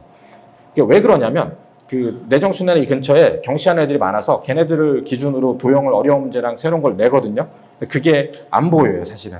일반적으로 준비해서는. 제가 오랫동안 해보니까 진짜 얘는 대수 잘하고 미적분 다 배운 애도 안 되더라고요. 그래서 2-2 내신은 여름방학 때 항상 점검해서 좀 길게 잘 봐야 된다면 하시는 게 중요한 것 같고요. 3-1은 고등 수학이 한 3번 정도 복습이 지나고 났으면 많이 안 하셔도 되고요. 고등 수학을 내가 근데 쌤을 한 번 봤다. 예, 그러면 사실은 고등 수학 머릿속에 안 남아 있습니다. 그럼 3-1도 많이 하셔야 돼요. 그러니까 그 학년마다 좀 다른 게 있어요. 3-2는 어려운 내용이지만 뭐 시험을 어렵게 안 나오니까 좀 가볍게 하더라도 2-1은 첫 시험 얘기하다 보니까 결국 다 열심히 해야 된다는 얘기긴 한데 애들이 제가 얘기하려면 그런 얘기하는데 어차피 열심히 해야 된다는 얘기 아니에요 얘기하는데 그러니까 뭐 굳이 구분을 하자면 그렇습니다. 그렇게 되는 거고 공통수학을 이제 만약 시작하면 저는 이렇게 하거든요. 이렇게 하는 경우도 있고 얘만 하는 경우도 있고 얘만 하는 경우도 있는데 참 정석 싫어해요. 그죠? 요새 애들이 정석 싫어하는데 제가 고등수학 나가는 거에 대해서 말씀드리고 싶은 거는 첫 번째는 뭐냐면요. 특히 어릴수록 좀 나이가 들면 괜찮아요. 이게 되게 웃긴 게 공부를 잘하던 못하던 예를 들어서 고2가 있잖아요. 고2가 자기 학년 대수를 센을 나가잖아요. 그러면 이 아이가 공부를 되게 못해도 센을 쭉 풀거든요. 근데 중등의 1학년 애들이 대수를 풀잖아요. 그럼 공부를 되게 잘한다고 하고 앞에 고등수학 잘해도 센을 되게 힘들어해요. 이게 아이의 그런 그러니까 수학적인 공부량과 역량도 있지만 그 아이들의 사고의 폭이 그 당시에 그것도 되게 크거든요. 그래서 이게 되게 웃긴 게 얘가 만약에 예를 들어서 중3인데 급하게 뭐 고등수학을 한다. 고1인데 그냥 나간다 그러면 그냥 센하고 정석하고 다 괜찮거든요. 그럴 때 그냥 제가 알려주고 문제 풀어보면 풀거든요. 근데 만약에 중2 이하다라고 말씀드리면 고등수학 나갈 때 제가 항상 요새 그 어머님들한테 말씀드리는데 저는 그래서 되도록이면 필수 예제 있는 거 다 풀어줘요. 그러니까 이게 중등 이하가 고등수학을 나갈 때 중등권 심화를 많이 했어도 사실을 나갈 때 그 문제 소화를 잘 못하더라고요. 잘하는 경우 드물었어요. 잘하면 제일 좋죠. 잘하면 저도 편하고 풀면 되는데 그래서 보통은 제가 중등 같은 경우는 중등 때 되게 잘했던 애도 고등수학 나가면 진도가 확 느려지기도 하고 거기는 제가 하나하나 다 알려주고 과거 복습을 많이 하거든요. 그게 어디서부터 어디까지냐면 다항식의 연산에서 2차 부등식까지. 저는 여기를 한 5번 일탕시키는 걸 목표로 하거든요. 여기 대수를 잡으면 아까 3-1은 편하잖아요. 그죠? 거기 잡는 걸 하기 위해서인데 처음 시작할 때 명심해야 될 거는 얘가 중등 때 센을 자기가 수르륵 풀었어도 여기는 안 돼요. 네. 아까 초등에서 중등 센이 안 풀려서 고생을 많이 했을 수도 있지만 초등에서 중등 갈 때 너무 편했어도 여기는 안 되는 경우가 많아요. 그러니까 여기 가서 느려지고 왜 안 왔냐라고 하지 마시고 여기는 원래 어려운 데고 되게 복습이 많이 필요하니까 하나하나 배우고 다시 복습하고 그래서 저 나갈 때 이렇게 써놨지만 사실은 이렇게 영재학과나 준비하던 애들은 바로 실력 정석을 하나 정석을 하는데 대부분의 아이들은 어떻게 나가냐면 하이매스 풀리고 센을 풀리고 RPM 복습시키고 요렇게 해서 한 단원을 3번씩 나가는 거를 요걸 해서 쭉 2차 부등식까지 나가고요. 그 다음에 센 복습을 시키고 그 다음에 센 복습을 다시 한번 시켜요. 요 정도 되면 뒤에 나가자는 얘기를 해요. 못 나가요, 사실은. 그러니까 그거를 좀 알고 계시면 좋아요. 고등수학 나갈 때. 물론 요거 1학년 때 하고 나서 뒤에 대수 미적분 되게 어렵잖아요. 근데 되게 웃긴 게 여기서 고등수학에서 굉장히 고생을 좀 하고 잘 해놓잖아요. 대수 미적분을 어려워해도 바로 센으로 할 수 있거든요. 근데 여기가 처음 나갈 때는 안 되는 경우가 되게 많아요. 센 주면 하염없이 못 풀고 있는 경우가 되게 많아요. 그래서 그거는 근데 그 아이의 잘못은 아니라서, 그러니까 예를 들면 그러니까 만약에 쌤이 힘들어하면 개념원리 나왔는데 개념원리에 있는 필수 예제를 제가 유형별로 하나씩 다 알려주는 게 제일 중요하다는 거. 그래서 그거를 좀 생각하시면 좋을 것 같아요. 보통 이렇게 하거든요. 그래서 아까 말씀드렸듯이 하이메스, 센, 저 RPM 섞어서 나가는데 그걸 가지고 처음에 나가는 거고, 이 공통수학 진도 나가도 저는 중등에 있는 거는 기출일 시험을 보면서 계속 복습을 하기를 권해요. 제가 가끔 식은땀이 나는 경우가, 얘가 고1 과정에 2차 함수, 2차 방정식 있는 거를 이 나라에 나오는 심화를 다 풀어줘서 알고 있어서 잘 푸는 아이인데 중상 거를 풀어서 시험지를 딱 봤는데 와서 질문하는데 어이없는 걸 모르면 저도 이제 당황하잖아요. 그죠? 근데 그런 경우가 실제 한다니까요. 그래서 이걸 하더라도 중등 거를 계속 복습을 하시고, 아까 시험도 얘는 고등과 했으니까 시험 괜찮아라고 하더라도 제가 아까 말씀드렸죠. 제가 어떻게 한다고요? 시험 공부를 얼마나 할지 결정할 때 항상 미리 기출시험을 봐서 테스트를 해서 객관적인 점수를 가지고 얘기를 하는 거예요. 얘가 아무리 잘했던 애도 얘가 여기가 약하면 거기는 해야 되는 거라고 생각을 하시면 돼요. 그러니까 이게 뭐 나쁜 건 아니에요. 그걸 했을 때 애가 또 금방 보면 잘 기억을 떠올리거든요. 그래서 그런 거를 좀 아시면 좋을 것 같고, 아까 중요한 거. 아무튼 하나하나 필수 예제 유형별로 여기는 알려주는 게 중요하다. 그래서 저도 고등수학 처음 나갈 때는 아이가 다 괜찮다고 자기가 풀라고 해도 되도록이면 오라 그래서 제가 하나씩 풀어주고 보여줘요. 제가 문제 푸는 거를 물어보는 거 말고 처음 내용 설명할 때 아이에 따라서 다 설명해 주긴 하지만, 아이랑 상관없이 잘하든 못하든 제가 넌 내가 푸는 걸 봐야 돼라고 얘기하는 부분이 이 부분이랑 뒤에 미적분 원의 킬러 문제, 그거는 니들이 푸는 것보단 미안하지만 내가 푸는 걸 봐야 되라는 얘기를 하는 부분이 두 부분이라고 생각하시면 될 것 같고요. 고등수학 같은 경우 센시는 가능한 학생만 하면 되고요. 저는 어떤 경우는 센시 안 하고 그냥 전국연합기출이나 다른 걸로 가기도 해요. 그러니까 센시의 문제가 뭐 개선이 많이 됐다고 해도 문제의 질이 저는 좋다고 생각을 안 하고, 어차피 전국연합에 있는 문제 몇 개 넣어놓고 이제 있는 거라서. 그리고 여기는 좀 갈리는데요. 예를 들어서 이제 여기도 똑같아요. 여기도 아까 2차 부등식까지 나가고 복습하고 되고 나면 뒤에 나가잖아요. 그래서 같은 방법으로 나가는데 여기도 아까 중등처럼 센 B가 뭐 예를 들면 90% 정도 소화되면 일단 첫 진도는 나간다고 생각하고 나가시면 되고요. 이제 그렇게 해서 공통수학 1이나 공통수학 2까지 이제 다 나갔어요. 이제 그러면 이제 카드가 두 가지가 있잖아요. 뭐 대수 나가는 거랑 여기 복습하는 거랑 심화랑 두 가지가 있잖아요. 그래서 아이에 따라 달라요. 대수 나가면서 여기 복습할래? 아니면 여기 심화하고 나서 갈래? 이제 그건 아이들한테 선택권을 주거든요. 어차피 다 해야 되니까. 근데 그때 고등수학, 그러니까 공통수학을 심화책을 고를 때 저는 기준이 그래요. 저는 예를 들면 중2 2학기 넘었다라고 생각하면 그냥 고등학교에서 요새 나오는 부교재 라인이 있어요. 거기 자이나 이런 것들을 바로 가고요. 중2 여름방학 전이면 얘가 그래도 공부 좀 한다 그러면 실력정석을 까자는 얘기를 해요. 또 그거는 좀 다르다는 거. 그 기준을 나눈 이유는 실력정석을 만약에 공통수학을 돌린다고 생각하면 실력정석 연습 문제 얘기예요. 실력정석 연습 문제에 이렇게 돼 있거든요. 실력정석 필수예제, 유제, 필수예제, 유제하다 마지막 연습 문제가 되면 기본이라 써 있는 게 있고 뒤에 실력이라 써 있는 이 부분이 있는데 여기가 핵심이거든요.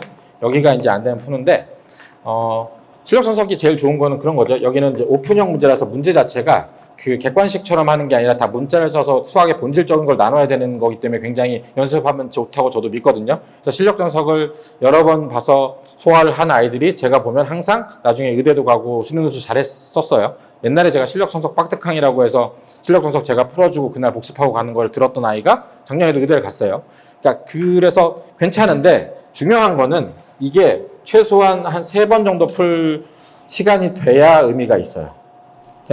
그냥 풀었는데 이거 모르는 거 제가 알려주고 오답 한 번 하면 의미가 없고요. 최소한 알려주고 나서 본인 스스로가 여기 연습 문제라도 한 2번 정도 다시 풀어서 이 본인 스스로 소화를 하는 게 돼야 의미가 있어서 아까 중2 전에 얘기를 한 거고요. 그래서 그거 하고 그 다음번에는 뒤에서 말씀드리려고 했는데 지금 이왕 얘기 나왔으면 말씀드리면 부교재가 바뀌었어요.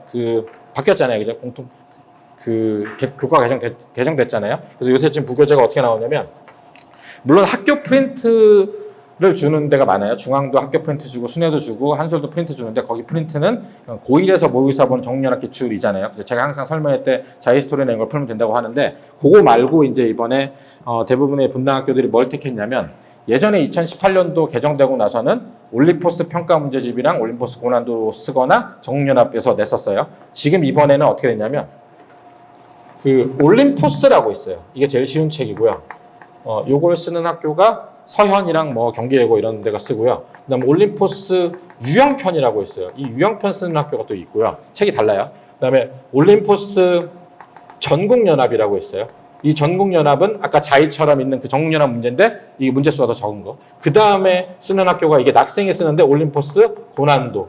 이게 이제 EBS 교재인데 부교재를 요 4개 중에서 대부분 많이 쓰고 있어요. 지금 분당은.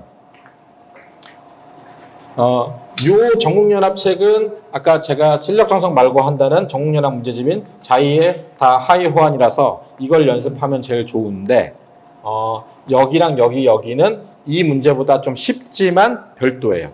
그래서 여력이 되면 이거 연습을 하고 기출 연습을 하고 시험 때 이제 학기 중에 이거를 보통 같이 풀고 복습을 하면 되긴 하는데 만약에 이제 나는 이런 게 할 시간이 없었다. 너무 급하다. 센 풀기도 겁하다 그러면 그냥 이것만 계속 푸는 게 제일 중요한 거죠.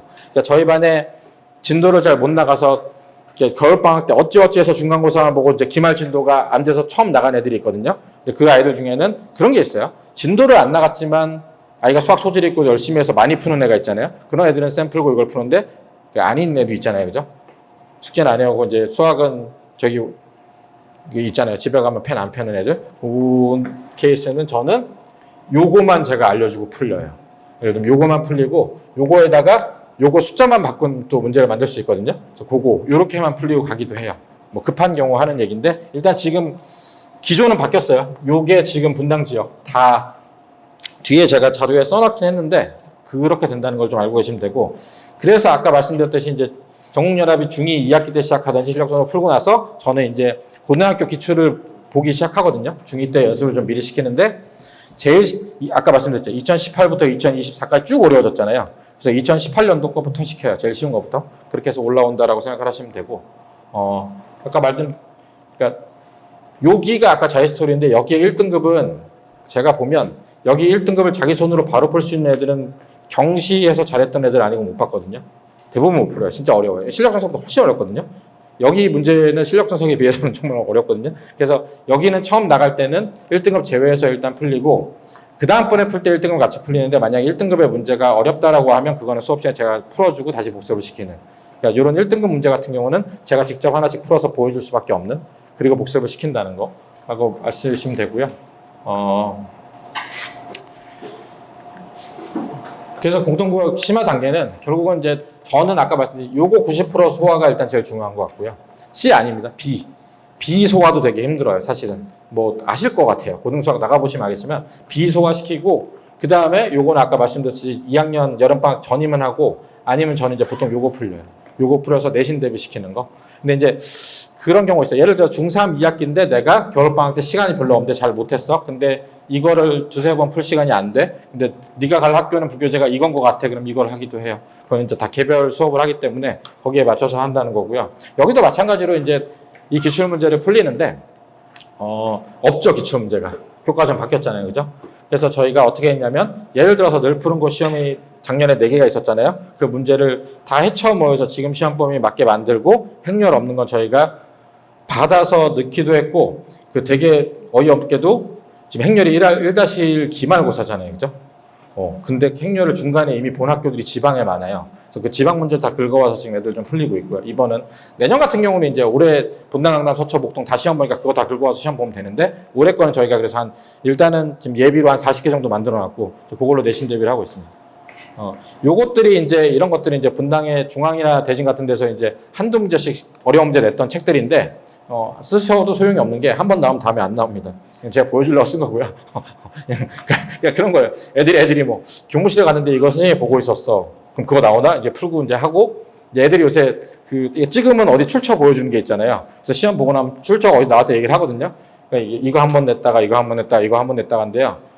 나왔으면 안 나온다고 보시면 돼요. 그래서 뭐 그걸 고민하셔도 되고 상위권은 그냥 다 풀고 간다고 보시면 되죠. 그러니까 마지막엔 결국은 이 전국연합 기출이고요. 이 전국연합 기출 가지고 변형해서 2018년부터 분당 강남에서 기출 문제가 나왔잖아요. 그러니까 예를 들어서 이 전국연합 기출 나온 모의고사 말고 그거를 변형해서 학교들이 계속 시험 문제 낸 것들이 쌓여 있잖아요. 저희가 지난 7년치가 그거를 7년치를 묶어가지고 저희가 워크를 만들어서 풀리고 있는 거예요. 지금. 그래서 그거를 소화할 수 있는 애들은 풀고 아니면 안 풀고 그게 소화가 안 되는 애들은 이거를 계속 복습을 시키거나 아니면 여기서 숫자만 바꾼 걸 풀리거나 아니면 정한되면 부교재만 계속 풀리거나 이런 식으로 내신 대비를 한다고 생각하시면 되고요. 핵심은 그거예요. 한 번 풀어선 소화가 안 된다. 최소한 한 3번은 해야 아이가 그게 손이 돌아가고요. 기억에 남습니다. 정말 믿기지 않, 그게 있어요. 천천히 풀고 숙제를 안 하는 아이들은 여기서부터 이렇게 가르치잖아요. 그럼 되게 오래 걸리죠, 몇 가지. 이쯤 가면 앞에 내용은 아예 뭔지 몰라요. 진짜로. 그러니까 그게 뭐 문제를 봤는데 문제를 본 기억이 있는데 안 풀린다가 아니라 아예 모르는 경우도 있어요. 행렬이 뭐였죠? 그런 애들이 있어요. 그러니까 그래서 빠르게 풀어서 복습을 해야 기억에도 더 남는다는 거예요. 이게 기억 곡선 있잖아요. 에빙하우스 기억 곡선인가가 이게 이렇게 떨어지는데 이게 복습을 할수록 이게 튕겨서 올라가잖아요. 그죠? 근데 이게 여기까지 떨어지면 사실 그냥 새로 하는 거랑 다름이 없거든요. 그래서 그것도 좀 생각을 좀 해보셔서. 그러니까 그래서 만약에 문제수를 많이 못 푸는데 복습이 필요한 애들은 문제수를 줄여서 빠르게 돌려야 돼요. 여러 번. 그래야 기억에 남아요. 그래서 그걸 베이스로 해서 추가적으로 더 풀 수 있으면 더 문제를 조금씩 넓혀가는 게 사실은 전략적으로 더 맞다고 생각해요. 그래서 그렇게 보통 수업을 하고 있고요. 하위권은 뭐 될 때까지 하는 건데 정 안 되면 쌤 B가 안 되면 쌤 B의 그 대표 유형 있잖아요. 대표 유형이 그 쌤 B 단계가 20한 고등이 한 20한 6개 유형이면 26몇 문제 정도 있잖아요. 그것만 풀리기도 하고 그러니까 그 학생에 따라서 이제 그리고 제일 중요한 거는 문제수 양자로서 여러 번 반복하는 게 제일 중요하다는 얘기를 오늘 드리고 싶어서 선행이라는 게 그렇습니다. 이게 되게 힘든 얘기인데 이게 이제 올해 시험이죠. 아까 얘기했잖아요. 올림포스 전국연합 유형편 고난도 전국 그냥 올림포스 이게 다 요 라인 안에 있다는 거. 부교재를 바꾸기도 해요. 매년 학교가 학생도 매년 바꾸죠. 매년 바꾸는 이유는 뭔지 아시죠? 이거 안 바꾸면 겨울방학 때 그것만 풀고 오니까. 그래서 매년 바뀌어요. 그래서 이게 올해 기준이고요. 바뀔 수도 있는데 신기한 거는 이 교과과정 개정되고 나면 첫 해 한두 해는 안 바꾸기도 해요. 그러니까 예를 들면 내년에는 유지를 확률이 있는데 나중에 바뀐다는 거. 개괄을 좀 해드리면 대진이 제일 어려웠어요. 미친 듯이 어려웠어요. 왜 그런지 잘 모르겠어요. 이유는 알긴 하는데 이제 설명회 때 종종 말씀드렸는데 지금 대학생 간 애들이 낙생이 황금기였고 지금 고3이 중앙이 황금기거든요. 지금 2학년이 대진이 황금기에서 1학년 대진이랑 서현이 황금기라는 얘기가 있어요. 애들 잘하는 애들 숫자 많은 기준으로.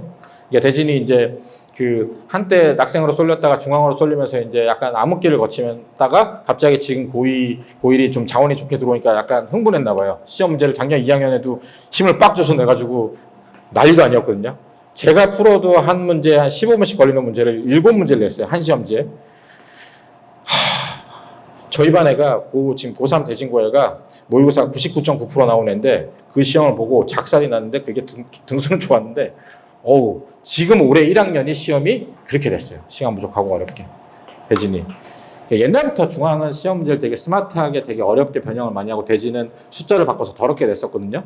근데 그런 게 없어졌었어요. 대진이 애들이 좀 못하는 애들이 못하는 건 아니고 잘하는 애들이 많이 안 가다 보니까 쉽게 냈었는데 올해 1학년 되게 어렵게 냈고요. 이건 기말 어떻게 되는지 봐야 되는데 중간고사는 여기가 탑이었어요.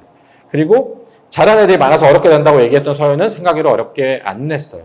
그러니까 서현은 생각외로 옛날부터 그렇게까지 작년에 어렵게 냈구나. 아무튼 올해 어렵게 안 냈고요. 여기는 이슈가 좀 있었던 건 아시죠? 문제 유출. 그래가지고 그리고 더 웃긴 거는 이 학교는 원래 부교재랑 상관없이 마음대로 냈어요. 유출됐던 건 2, 3학년인데 그 2, 3학년은 수능 문제랑 평가원이 워낙 좋다 보니까 거기 베이스로 내다 보니까 된 거고 그래서 2, 3학년도 지금 시험 문제 나올 때는 거기서 안 내는데 1학년은 원래 학생은 부교재랑 상관없이 자기 마음대로 냈어요. 뭐 그거는 원래 그런 거고요. 나머지 예를 들어서 여기에서 어렵게 안 나온 학교는 대부분의 그냥 부교재 안에서 숫자 바꾸거나 아니면 전국연합에 있는 문제에서 냈다라고 생각을 하시면 돼요. 그래서 아까 돌아가면 저희가 선행을 할 때는 여기 베이스로 준비를 하시는 거예요. 여기까지 가는 거. 처음에 하이메스 센 시작해가지고 성취된 다음에 여기 시험 문제 나오는 거 하고 이걸 가지고 변형 문제 풀고 이걸 가지고 시험 보는 연습을 해서 시간 안에 푸는 연습하고 가서 시험 보는 게 이게 1학년이 할 일이라고 생각합니다. 그게 너무 할 일이 많고 하기 때문에 표정이 어두워지시긴 하겠지만 그래서 기본적인 거는 중등에 하고 가야 된다라는 얘기를 드리는 거고요.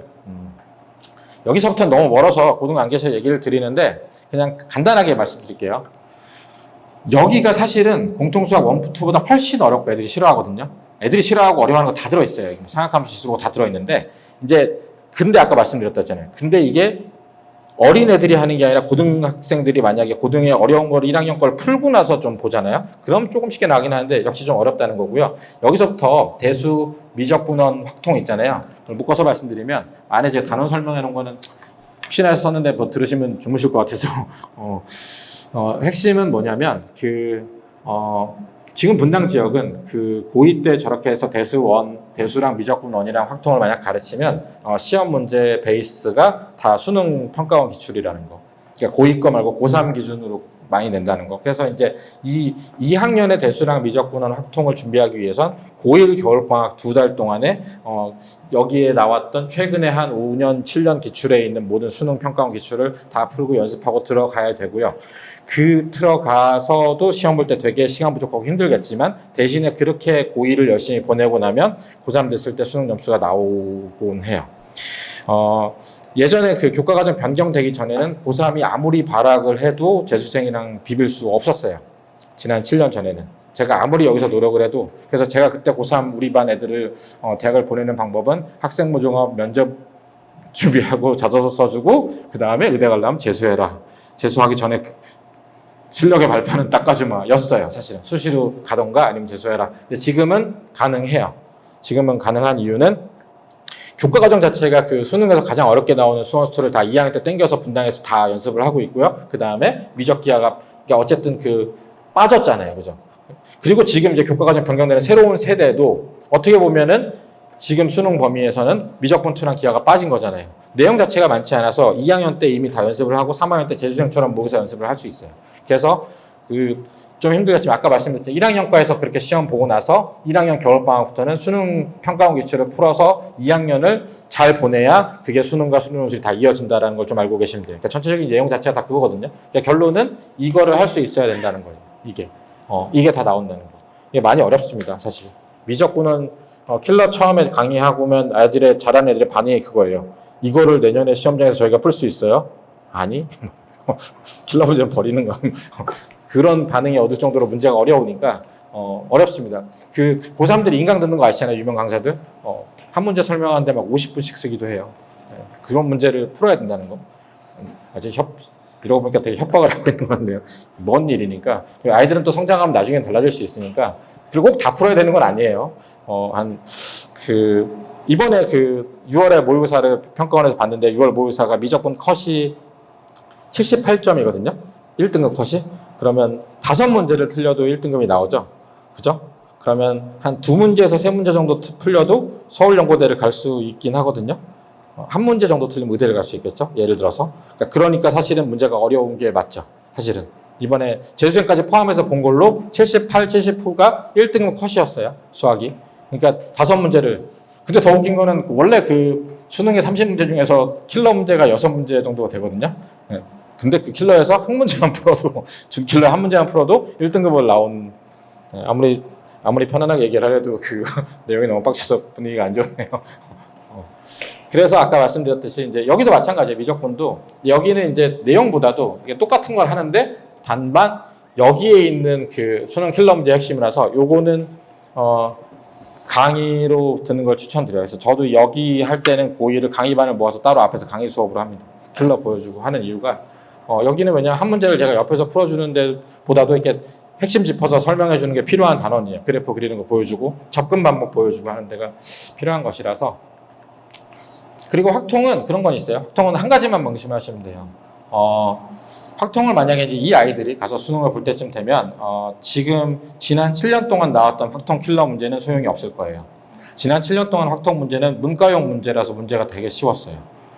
확통은 지금 고2, 고3 어린이들 상담하면 확통은 제가 3주 정도, 2주 정도 확통 가르치면 확통 8문제 중에서 5문제는 100% 맞출 수 있어요. 2주만 가르쳐도. 나머지 이제 3문제 중에 한 문제는 좀 편하지만 마지막 세는 건 어려울 수 있어도 정도로 이게 지금 확통은 되게 뒤에 세는 거 한두 개 빼고 되게 쉽게 나오거든요. 근데 얘네들이 이제 문과 쪽 확통이 아니라 얘네들은 딱 이렇잖아요. 대수 미적분원 확통이잖아요. 그러면 옛날에 그런 적이 있었거든요. 이 분당 저희 학원 초창기 왔을 때 여기 한 15년 전에도 그랬던 것 같은데 그러면 10문제씩 나오고 킬러도 골고루 나와요. 그러면 어렵게 나올 거예요. 그래서 확통도 그래서 어떤 어머님들은 이제 관성에 의해서 대수하고 미적분원하고 미적분2 해야 되나요? 아니요. 빼고 확통하고 가야 돼요. 그것만 좀 생각하시면 돼요. 그러니까 미적분2 뭐 이렇게 수능 안 나오는 거 하지 마시고 뭐 내신에서 상대평가라는데 그 하지 마시고 확통을 먼저 하고 가는 게 낫다는 거. 그 미적분2가 수능이 안 나온다는 얘기는 아마 제 생각에 분당 지역이 대부분 지금 정시로 기울었기 때문에 상대평가라도 절대평가화돼서 별로 부담 없이 낼 확률이 큽니다. 저는 그렇게 믿고 있어요. 그게 아닌 학교가 있다. 그러면 아마 그 다음 연도에 그 학교로 안 갈 거예요, 애들이. 그렇기 때문에 저는 요거잖아요, 그죠? 상대평가라도 여기는 절대평가가 돼서 별로 힘들지 않게 지나갈 것이다. 프린트를 나눠주고 거기에 해설을 써준 다음에 여기서 문제를 똑같이 낸다든가 이렇게 되면 거의 의미 없는 게 되거든요. 그렇게 될 확률이 커요. 지금 기하가 그렇거든요. 지금 기하가 절대평가긴 하지만 그래서 대부분의 모든 학교가 기하는 수능을 애들이 안 본다는 전제하에 순회 같은 경우 다 교과서에서 내고요. 중앙은 킬러를 내긴 하지만 킬러 문제를 선생님들이 다 프린트를 내주고 해설제도 주고 숫자도 안 바꾸고 돼요. 그래서 넘어가는데 아마 그렇게 될 확률이 제일 크다. 그러니까 제 얘기는 선행을 여기는 너무 목숨 걸지 마시고 아까 얘기했던 대수, 미적분원 확통을 하실 때 명심하실 것은 만약에 대수랑 미적분원을 최소한 센으로도 아니면 뭐 수능 평가원 그러니까 그 심한 문제라도 서너 번 이상 반복할 시간이 안 된다면 하지 마시고 그냥 고1 거 하시는 게 좋아요. 기억 안 납니다. 기억 안 나요. 예를 들어서 그래도 대수랑 미적분 다 하고 가야 된다던데 그래서 중3 겨울방학 때 대수 1 미적분원을 어디서 강의를 듣던지 센을 한번 풀었어요. 그러고 나서 이제 1학년 시험 보잖아요. 1년 내내 내신에 치여서 아무것도 못 하거든요. 뭐 중간에 이제 진짜 열정적인 아이는 대수 미적분원 까먹는데 어떻게 해요? 여름방학 때 뭐 그럴 수도 있는데 그리고 겨울방학 딱 가서 딱 가잖아요.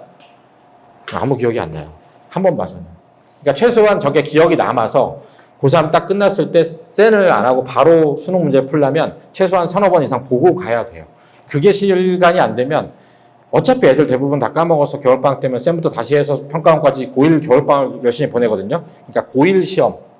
그러니까 여름방학 때 공통수학2를 심할 올인한다고 생각하시고 이 중3 겨울방학은 1학기 시험 있는 거에 완전 올인해서 아이들을 중등의 시력이 아니라 고등에 딱 시험 보는 그걸로 이렇게 올려놔야 돼요. 올려놔야 가서 편안하게 보고 등급이 나옵니다. 그런 얘기인 것 같고요. 아까 말씀드렸던 이게 얘기예요. 이거 하시고 이거는 복습 안 되면 하지 마시라. 이거 복습을 3번 정도 하려면 죄송한 얘기인데 중2 초반 중반 정도에는 대수 까야 돼요, 사실은. 그러니까 이게 중3에 가서 대수를 뭐 여름방학 때 깐다 그러면 어차피 한 번밖에 못 해요. 왜냐하면 그 공통수학 기출문제를 풀어오고 나면 그게 큰일 나서 그거 하느라 바쁘고요. 한숨 그리고 이제 애들이 내신 때 되면 계속 못 하잖아요. 저희는 봐요. 애들이 선행이 되고 따라서 내신을 보통 5주라고 생각합시다. 뭐 사실은 빡세게 하면 3주잖아요. 이렇게 생각을 하잖아요. 그죠? 근데 애들은 그렇게 생각 안 해요. 왜냐하면 애들은 끝나고 한 1, 2주 놀거든요. 그리고 여기 가면 중간중간에 수행평가 한다고 한 일주일씩 날리고 그러면 학기 중에 시간이 하나도 없어요. 여름방학은 3, 4주밖에 안 되잖아요. 겨울방학 때 딱 있는 예를 들면 중1 겨울방학 중2 겨울방학, 중3 겨울방학 때 중3 겨울방학이 고1 시험 준비한다고 치면 중1 겨울방학 그 애기들 어려서 잘 뭔지 모르잖아요. 그럼 중2 겨울방학 한 번밖에 없는 거예요, 사실은. 그래서 시간이 없으니까 저희가 땡겨 하자 해서 이렇게 선행을 하고 있는 거죠. 네.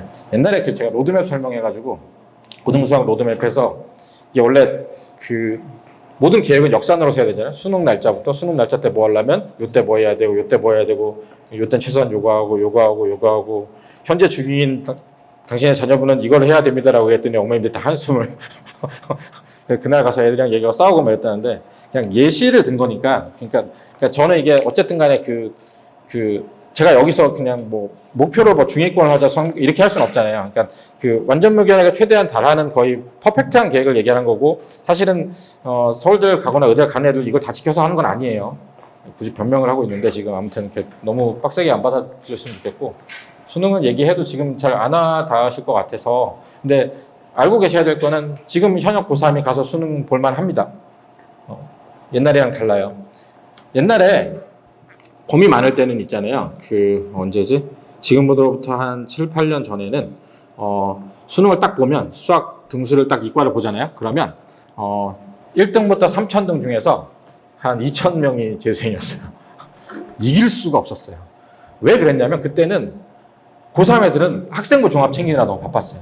그러니까 그 수능 챙겨야 되는 동안에 한 달은 자소서 쓰고 면접 준비하고 이거 하고 미적분하고 기하하고 뭐하고 치여가지고 연습이 하나도 안 됐어요. 그래서 애들이 그렇게 해서 지고 나서 재수할 때 다 연습을 했거든요. 근데 지금은 고3 딱 들어가기 전에 좀 서둘러서 하면 쭉 연습 가능해요.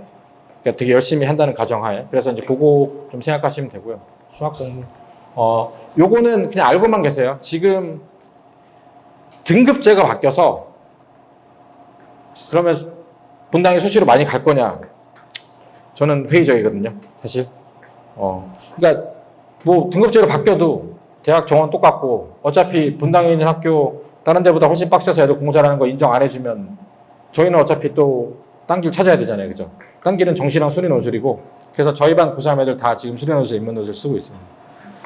수리 논술은 이렇게 생각하시면 돼요. 옛날 2009년, 10년 제가 이제 수리 논술 강의하고 서울대, 연대, 그때 의대 수리 논술 강의할 때는 문제가 대학 수학이 나왔었어요. 되게 어려웠어요.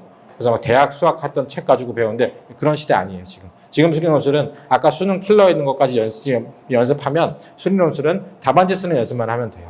그래서 지금 저희 고3반 수리 논술은 3월에 개강했는데 걔네들은 어떻게 했냐면 토요일에 와서 그 테마별로 쓰고 제가 첨삭하고 이제 그것만 하고 있는데 지금 고3, 고2는 그 얘네들이 미적 기하 확통 중에서 기하 확통을 안 하잖아요. 그래서 그 수리 논술이 어려워서 방학 때 따로 좀 했거든요. 근데 이제 아까 말씀드렸듯이 이제 수리 논술이 만약 범위가 저희 수능 범위랑 같아요. 그럼 수능 열심히 하면 되겠죠. 근데 만약에 수리 논술이 대학교에서 수능 보는 게 좀 5등급이고 내신도고 잘 못 뽑겠다. 그래서 수리 논술만이라도 좀 잘하는 애를 뽑기 위해서 우리가 미적분 2나 기하를 반영을 하겠다라고 해서 만약 그걸 내잖아요. 그럼 수리 논술을 제대로 붙기 위해서는 그거를 따로 하긴 해야 돼요. 그러니까 그거는 미정이고요. 그거는 보통 대학별에서 발표하는 게 뭐 예를 들어서 지금 고3 거는 뭐 1년이나 뭐 이렇게 발표하는 그 예비 기간이 있어요. 그 발표가 나봐야 되는데 아직 그게 안 나서 제가 드릴 말씀은 없는데 아무튼 중요한 거는 지금은 수능 킬러랑 크게 다르지 않아서 지금 수학을 서술형 저희 노트 막 쓰잖아요. 그 연습하고 쓰는 연습을 하면 준비가 자연스럽게 되는 거니까 이건 그냥 지금 잊고 계시고 어차피 자연스럽게 고등학교 1학년 가서 내신이랑 벌써 답이 없게 되면 어차피 저절로 떠오르거든요. 그때 가서 보통 상의를 많이 하시니까 그렇게 생각하시면 되고요. 제가 여기 뒤에 2학년 시험 범위나 이 준비는 제가 아까 앞에서 말씀 다 드렸어요.